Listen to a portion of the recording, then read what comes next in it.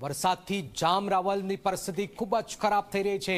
ત્યાં આવેલી શાળાની અંદર પાણી ઘૂસી ગયા છે અને અનેક મુશ્કેલીનો સામનો લોકોને કરવો પડી રહ્યો છે। જામરાવલના આ દ્રશ્યો આપ જોઈ રહ્યા છો। જામરાવલની શાળા પણ પાણીમાં ગરકાવ થઈ ગઈ છે। 5 ફૂટ પાણી ભરાઈ ગયા છે। ધોધમાર વરસાદ દ્વારકા જામનગરમાં અને જામરાવલ ગામમાં 5 ફૂટ જેટલા પાણી ભરાઈ ગયા છે।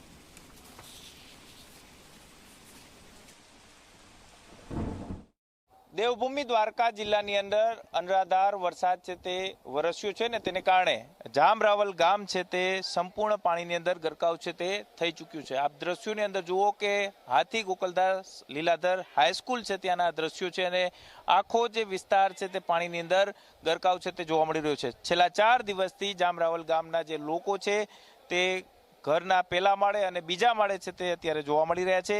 સાથે જ હવે ધીમે ધીમે વરસાદ છે તે વિરામ છે તે લઈ રહ્યો છે ને તેને કારણે હવે પાણી છે તે ઓસરવાની શરૂઆત છે તે થઈ ચૂકી છે। આખું જે ગામ છે તે બેટની અંદર ફેરવાઈ ચૂક્યું છે। આ ગામની અંદર કહી શકાય કે વર્તુ સહિતના જે અલગ અલગ જે નદીઓ છે તે નદીઓનું પાણી છે તે અહીં ફરી વળે છે। જ્યાં તમારી નજર પડે ત્યાં પાણી જ પાણી છે તે જોવા મળી રહ્યું છે। લાખો કરોડો રૂપિયાના જે બંગલાઓ છે તેની અંદર પણ પાણી છે તે અત્યારે ઘૂસી ચૂક્યા છે। ખાસ તમામ લોકો છે તે હેરાન પરેશાન છે તે જોવા મળી રહ્યા છે। ગરીબ માણસો જે નાના એવા ઝૂંપડામાં રહેતા હોય ત્યાં પણ પાણી છે તે ફરી વળ્યા અને તેને કારણે તેના અનાજ કરિયાણા સહિતની જે વસ્તુઓ છે તે ભીંજાઈ ચૂકી છે।